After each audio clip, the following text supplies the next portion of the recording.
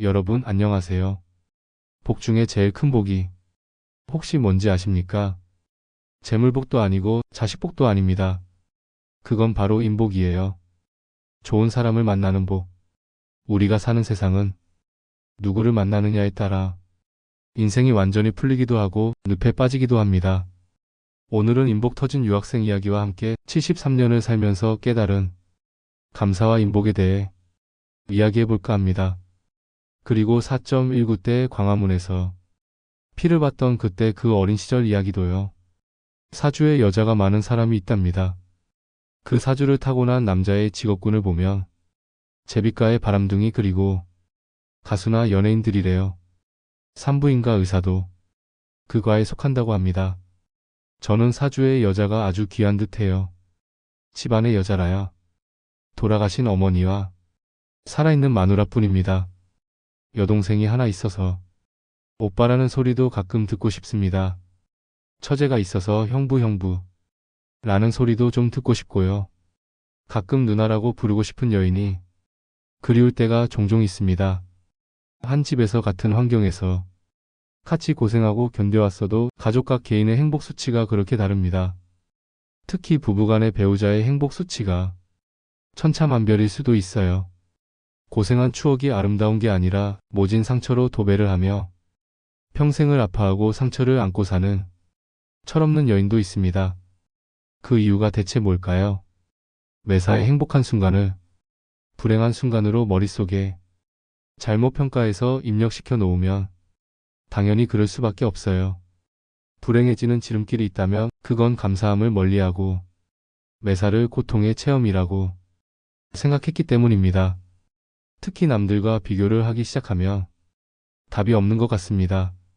감사는 책에서 글로 배워서 알 수 있는 것이 절대 아닙니다.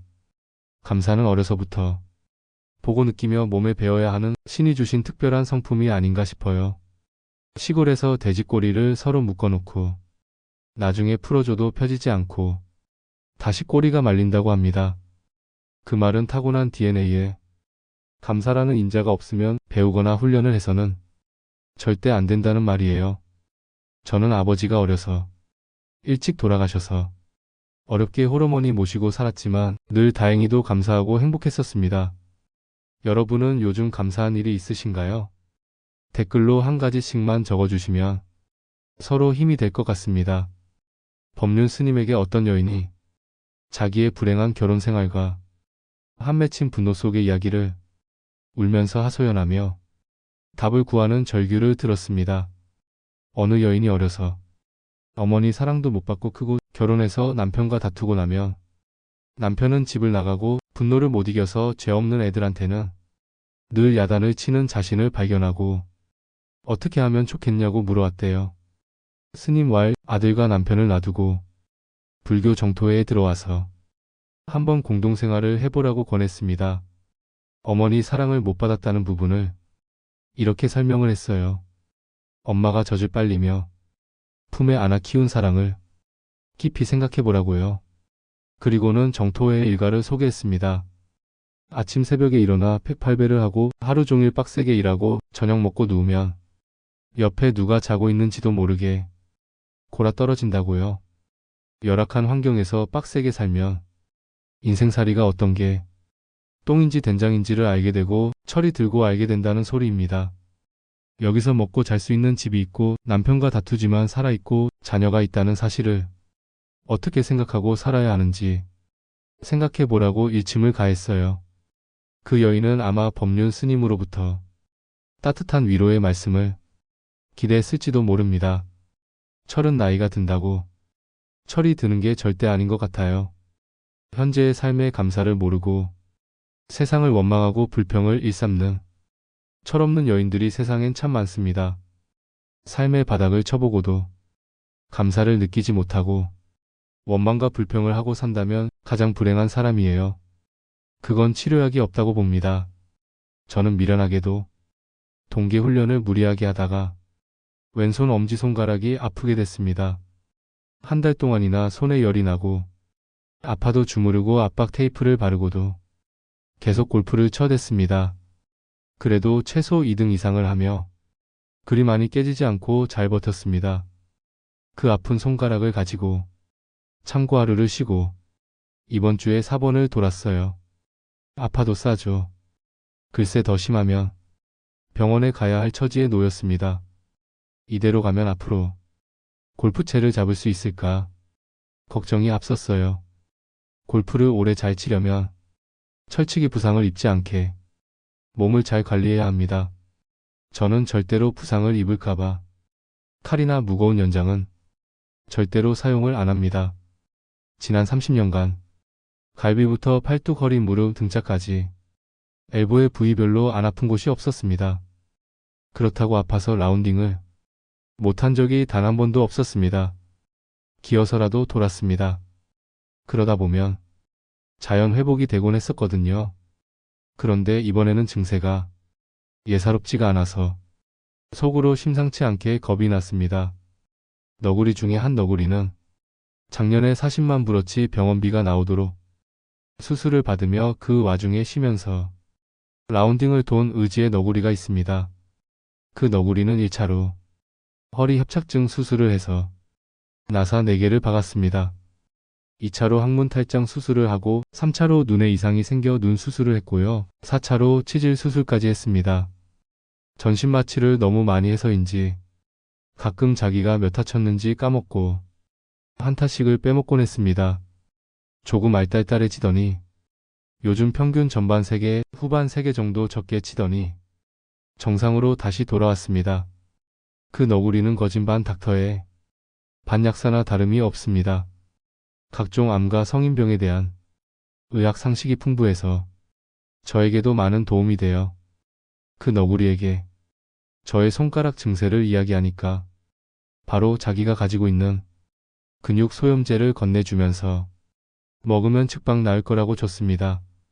먹기 전에 의사인 아들에게 소상히 설명을 하고 이 약을 먹어도 좋으냐 물으니 그 약을 먹으면 나을 거라고 했어요. 그 약을 먹으니까 거짓말처럼 하루 만에 통증이 가시고 손가락 붓기가 빠졌습니다. 오늘 그래서 마지막 홀 파사에서 극적인 버디를 해서 스킨 밀린 4개 버디값의 타수에 다른 너구리들이 줄초상이 났습니다. 그동안 묵었던 체증이 싹 빠져나간 듯 기분이 풀업이 되었습니다. 한 몇 시간은 흥분이 가라앉지를 않았습니다. 아무튼 그 반의사 너구리는 자동차 박사의 건강 박사의 영양식단 일반 상식 박사, 만물 박사로 유명합니다. 좋은 친구를 만나는 것, 이런 게 바로 인복입니다. 지난번 우연히 식당에서 만난 유학생 앨럭스를 도와주고 있었습니다. 앨럭스는 미국에 도착하자마자 홈스테이하는 집을 잘못 만나서 밥도 제대로 못 얻어먹고 고생을 많이 했었어요. 사립학교에서 소개해준 홈스테이 집이 엉망이었습니다.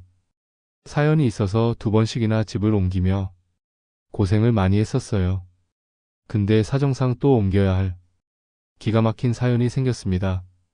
그래서 교회에 찾아가서 감독님께 사정을 이야기하고 도와달라고 부탁을 하라고 시켰어요. 감독님은 성찬식에 광고를 했답니다. 누가 한국에서 온 16세 된 남자아이 앨럭스를 거두어줄 사람이 있으면 연락 바란다고요. 근데 한 노부부한테서 일주일 후에 연락이 왔답니다. 기도의 응답을 받았다며 도와주겠다고 도움의 손길을 내줬대요. 아무튼 집도 크고 아주 부자이신 노부부의 집에 들어가게 됐습니다. 앨럭스는 방도 큰 방을 하나 줬대요. 그리고 할머니가 맛있는 음식도 해주고 친할아버지보다 더 큰 사랑을 해준다고 해서 그나마 참 안심이 됐었습니다. 주말이면 세인트 조지에 있는 할아버지 별장에 같이 가서 놀다 온다고 해요. 앨럭스는 예절 바르고 청소도 잘하고 매사에 사려도 깊어서 사랑을 흠뻑 받고 지낸답니다. 그 할아버지 손주가 24명이나 되며 그 손주들을 오라고 해서 소개를 해줬대요. 앨럭스가 인복이 있어서 좋은 미국 할아버지에다가 한국 할아버지인 저를 또 만나서 잘 지내고 있어 아주 다행입니다. 앞으로 앨럭스가 어떤 삶을 영위할지 기대가 됩니다. 복 중에 제일 큰 복이 인복입니다. 앨럭스는 인사를 잘하는 바람에 인복이 아주 터졌습니다. 여러분 혹시 인복 터진 경험이 있으신가요? 아니면 인복이 없어서 고생하신 적이 있으신가요? 댓글로 이야기해 주시기 바랍니다.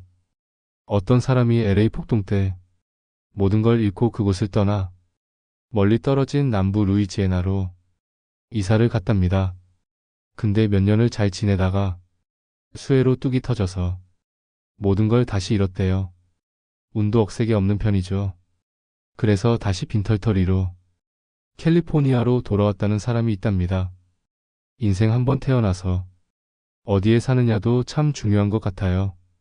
저는 동부에 살 때 수없이 많은 태풍이 플로리다에서 시작해 동부 도시를 강타해 지나갔지만 한 번도 허리케인으로 피해 본 적은 단 한 번도 없었습니다. 유타에 이사 와보니 로키 산맥이 병풍처럼 드리워져 있어서인지 토네이도도 없고 큰 천재지변이 안 일어나서 피해 본 적이 없었어요. 그런데 앞으로 큰 지진이 있을 거라는 썰이 있어서 살짝 불안하긴 합니다.